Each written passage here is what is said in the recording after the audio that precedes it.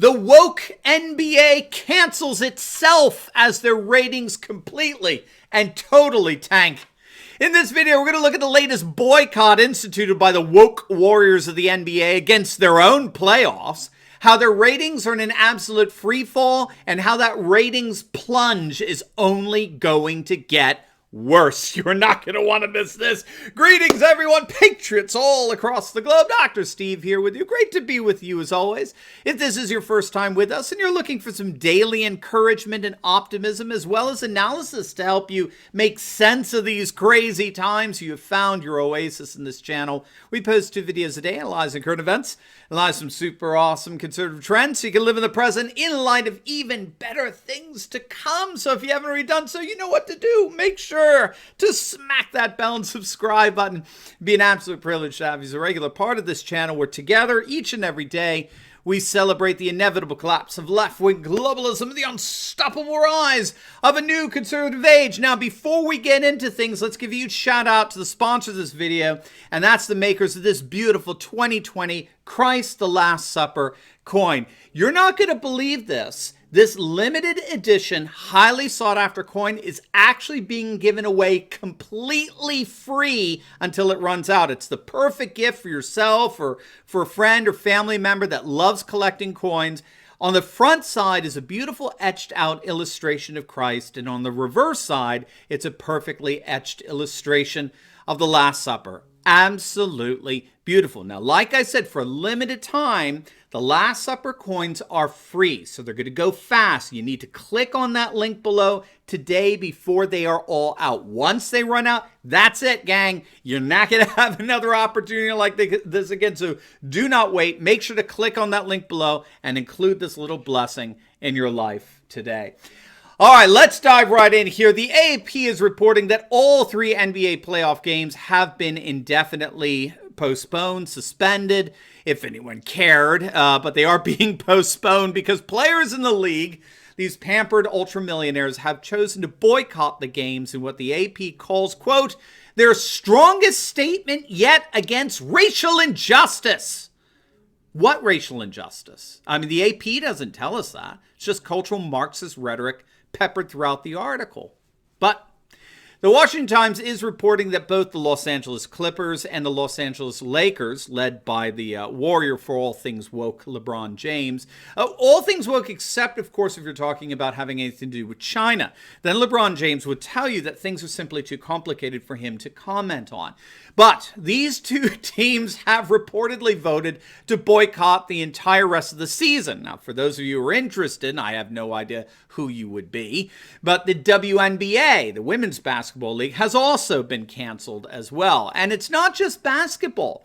Jeff Passan, he's a social justice warrior leftist disguised as a sports reporter, saying that Major League Baseball is preparing to do the same. The Milwaukee Brewers game against the Cincinnati Reds was postponed as players decided to boycott the game in the wake of the police shooting at Jacob Blake, who, again, we reiterate, we now know is a convicted felon and was indeed armed when confronted by police. He had a knife in his car, the very car he was reaching into when police shot him.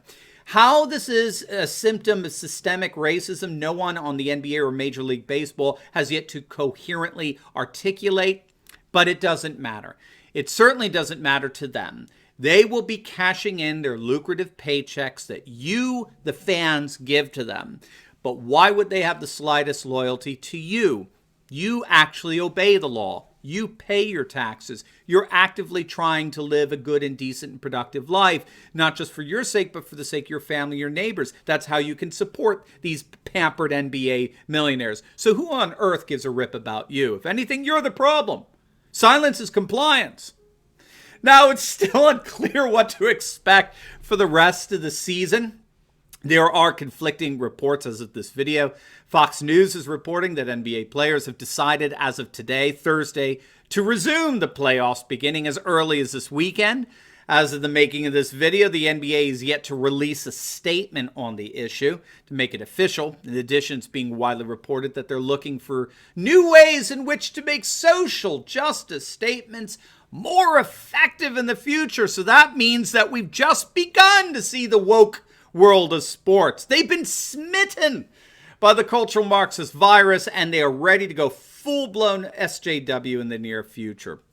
It's also widely acknowledged, frankly, that they're frustrated, deeply frustrated, that there's been no real action taken to change what they consider to be a systemically racist nation. And given that there is no single system in our nation's made up of an infinite number of both interconnected and disconnected systems.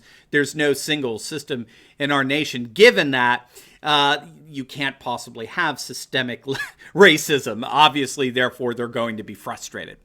Leftists are always frustrated because leftism is ultimately at war with reality. We saw this with Kenosha, with the riots there in Wisconsin. We reported on this yesterday. You had reports of rioters screaming death to America and kill the police.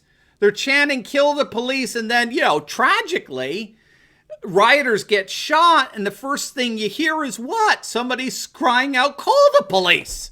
The irony was not lost on Twitter.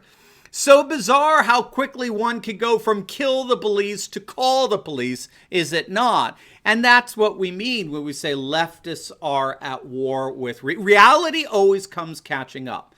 Nothing demonstrates that more than this demand to call the police in the midst of rioters shouting, kill the police. Just like we see with pop celebrities telling us how wonderful Greta Thunberg is for caring so much about the environment. She sails in a little boat, and then they turn around and they hop on their private jets and dart around the world as they see fit. They're at war with reality, and their own lives show it. They kneel during the national anthem, but then they cash their big paychecks from the National Football League, right? But regardless, I think this self-canceling by the NBA is actually a bit of a mercy mission. The fact of the matter is that no one is watching them in the first place. They can cancel themselves all they want. Their ever-dwindling audience will only have another excuse not to watch them. The National Basketball Association, the NBA, is currently experiencing their worst ratings ever. If you can believe this, NBA viewership is down 30% across the board just from last year. They're experiencing nothing short of a ratings tank. They've lost 26% on their TNT network, 6% on ESPN. They're barely netting 1.6 million viewers, significantly down from the nearly 3 million they got at the same point in the season last year. And this is all actually part of a trend of lost viewership over the last few years or so. Just to give you an idea of how far the NBA has fallen in terms of ratings, check this out. Ratings for network NBA broadcasts have declined by an astonishing 45% since the 2011-2012 season. Games on TNT are down by more than 40%. ESPN has seen a decline of ratings by 20%. And interestingly, Ethan Strauss, who's a sports writer for The Athletic, he argues that he thinks a lot of this drop is because of the blatant hypocrisy that we hear from NBA players and owners who are so quick to excoriate and demean and criticize our nation, the nation that gives them these huge paychecks. But they were absolutely mum. They were silent when they toured China. Actually, quite the contrary. They lauded China. They loved China. They didn't have a single critical word for the Chinese Communist Party. They indeed defended China. Do you remember Daryl Morey? The whole Daryl Morey controversy? Daryl Morey's the general manager of the Houston Rockets, who tweeted out his support for the protesters in Hong Kong. It was a fight for freedom and stand with Hong Kong tweet, that kind of stuff. He had to apologize for that because of the backlash that tweet got from Chinese fans and sponsors and commercial partners in the Chinese government. Is that not beyond belief? This woke NBA defended the Chinese Communist Party. And yet they present themselves as warriors of wokeness. Do we not need Ricky Gervais to come in here right about now? Right? You Hollywood hypocrites think you're all woke and you all exploit slave labor in Southeast Asia. If ISIS had a streaming service, you'd be calling your agents. Ricky Gervais, one of the greatest moments of anti-woke Hollywood ever. Ricky Gervais hosting the Golden Globes Awards. So you got this guy, Ethan Strauss. He thinks people recognize that hypocrisy from the players and owners and commissioners and the like. And that hypocrisy really turned them off, which, of course, it would constitute yet another entry into our ever-expanding examples of the age-old principle. You know it, right? Get woke, go broke. I think Rich Lowry over at National Review also has a really interesting take on this, regardless of what's actually behind the ratings drop. And I'm sure it's including many things, including the odiousness of wokeness. I mean, we forget we don't. Virtue signaling is so nauseating, it's so ugly. No matter, the sports media is notoriously liberal, and so they try to sanctify it, but they only end up making it worse. Trump proved that with the whole NFL kneeling controversy, right? When he took on the woke warriors of the NFL, Terry Bradshaw and Howie Long and all that pandering to their ultra-leftist commissioner, Roger Goodell, getting all politically correct and woke, and it all just backfired. The vast majority of NFL fans were on the side of Trump. They hated what they were seeing. And we did videos on why that was. The whole purpose of the National Football League is to bring us together as a nation. It's to foster national solidarity. And it's the epitome of unthinking, mindless liberalism to demand that we respect a person who's disrespecting our flag.